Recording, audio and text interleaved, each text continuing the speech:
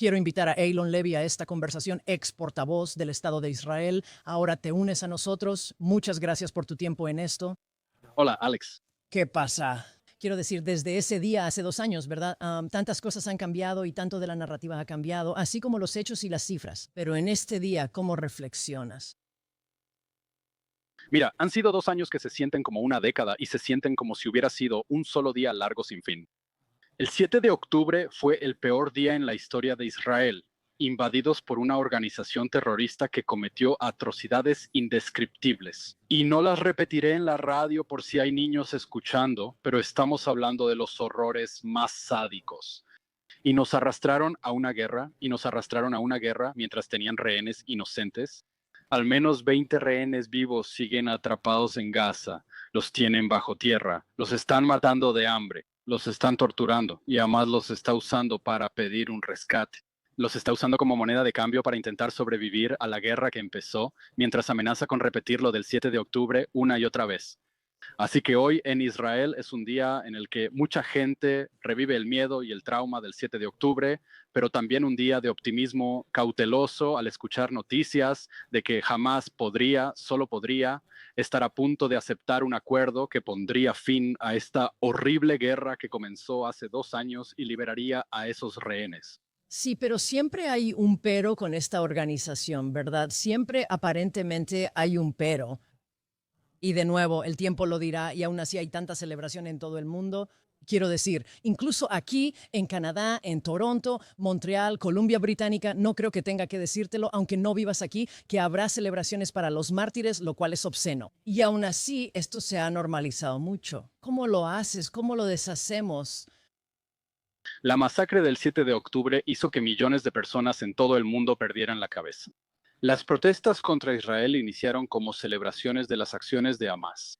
El 7 de octubre no horrorizó a todo el mundo.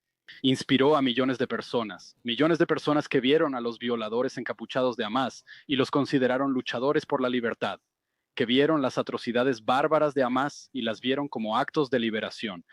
Y están en ascenso en las calles y en los campus universitarios. La encuesta de Harvard Harris muestra que la mitad de los jóvenes estadounidenses apoya a Hamas sobre Israel, no a los palestinos, sino a Hamas. Y esto es una enfermedad para los países occidentales con la que van a tener que lidiar porque es un problema para su democracia. Quiero decir, Israel va a sobrevivir. Los estudiantes que están organizando ventas de pasteles para celebrar las atrocidades yihadistas del 7 de octubre, no sé cómo les va a ir a Canadá, Gran Bretaña y Estados Unidos si estas personas se convierten en la próxima generación de periodistas, abogados y políticos. Así que creo que todo empieza por entender que los países occidentales tienen un grave problema de extremismo interno con personas que se envuelven en el lenguaje de los derechos humanos y el derecho internacional, pero en realidad apoyan el terrorismo. Son pro yihad, son pro violencia, glorifican la violencia y son un peligro. Son un peligro más para la salud de las democracias occidentales que para este país. Correcto. Y entiendo eso, lo cual creo que, ya sabes, si la gente lo entiende, quiero decir, hay muchos judíos regresando a Israel. Quiero decir, ya sabes, en Toronto nunca pensé que vería el día, pero hay personas que viven en zonas judías que ahora tienen seguridad armada las 24 horas afuera de su casa, lo cual no solo es obsceno, sino que debería ser inaceptable, y sin embargo lo es. Regresarán a Israel, lo que algunos verán como una locura, pero allá se sienten más seguros que aquí, donde los líderes no detienen esto y lo politizan, ¿verdad? Tienes a Kirsten Starmer allá afuera, justo después de que él, Macron y Kearney pusieran esta ridícula y muy política palabra emocional sobre reconocer un Estado palestino. Y luego tienes a Keir Starmer allá afuera, hoy diciendo, bueno, no puedes salir y ser un manifestante pro-palestino y eso. Es como si no hubieran sido consistentes. Y francamente, creo que lo han sido. Yo Creo que es peor que eso. Sí, es peor que eso. Estos líderes occidentales han creado un monstruo que no pueden controlar. Han intentado apaciguar y calmar a las turbas violentas en las calles que han estado gritando por la yihad, gritando por la intifada, llamando a llevar la violencia política a las calles de Occidente. Y en lugar de enfrentarse a ellos y detener las mentiras que se dicen sobre Israel y apoyar a sus aliados democráticos, luchan por traer de vuelta a los rehenes y derribar al régimen yihadista que amenaza con tomar más rehenes. Intentaron sobornarlos. Y así terminas con el reconocimiento sin sentido de un Estado palestino que no existe y que solo ha envalentonado a Hamás. Ha empoderado a Hamás.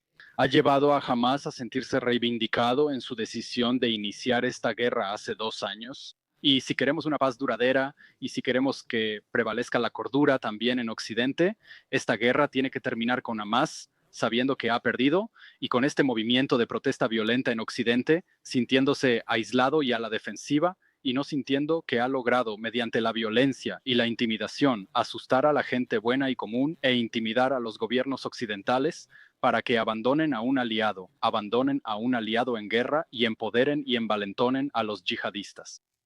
Voy a recibir muchos, muchos mensajes de texto y muchos correos electrónicos y muchos comentarios y por supuesto llamadas, lo que sea, de personas diciendo lo que quieran decir. Pero ¿qué les dices a quienes insisten en llamar a esto un genocidio? Y diré esto, Israel no es muy bueno en la guerra de mensajes.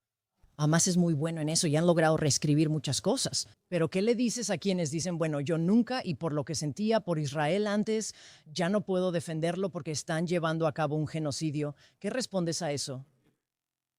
Esa es la mentira más indignante que se ha difundido para proteger a Hamás de las consecuencias de la masacre del 7 de octubre. Y hoy, el 7 de octubre, es una ocasión para recordar que la masacre del 7 de octubre fue un acto de genocidio. El ejército terrorista de Hamás invadió con el objetivo de masacrar a la mayor cantidad de personas posible, de la manera más brutal posible, porque eran judíos, motivados por una visión de destrucción del Estado judío y el asesinato o exilio de todos los que viven aquí. El 7 de octubre fue abiertamente genocida e Israel está librando una guerra para evitar que ese enemigo genocida vuelva a amenazar a nuestro pueblo. Es cierto, ha habido muertes, es horrible. Y ha habido personas que murieron porque Hamas, ese enemigo genocida, libró la guerra desde túneles bajo escuelas y edificios, impidió evacuaciones cuando Israel intentó salvarlos, secuestró ayuda humanitaria y lanzó misiles desde casas. Hamas es el único responsable de todo el sufrimiento que ha causado en la Franja de Gaza al iniciar la guerra del 7 de octubre, con el acto de genocidio de la masacre del 7 de octubre, cuando acusan a Israel que ha dicho que la guerra termina cuando los rehenes regresen y Hamas sea desmantelado, invierten la historia, atribuyendo a Israel los crímenes de Hamas y buscan proteger a Hamas para que repita estos actos como ha prometido. Sí, antes de dejarte ir. Y tú conoces a Benjamín Netanyahu, ¿verdad? Si Benjamín Netanyahu no fuera parte de la conversación, ¿verdad? Oye, sería una conversación diferente, porque gran parte de la ira y el enojo están dirigidos hacia él. Entonces, ¿la figura de Netanyahu es la causa de esto o es solo una excusa? Hay un debate intenso en Israel sobre cómo lograr los objetivos de traer a los rehenes a casa y derrotar a Hamas y cuál debería ser la estrategia. Pero hay consenso en Israel de que si esta no es la última guerra en Gaza, entonces habrá una próxima guerra en Gaza. Hamas tiene que desaparecer de una forma u otra.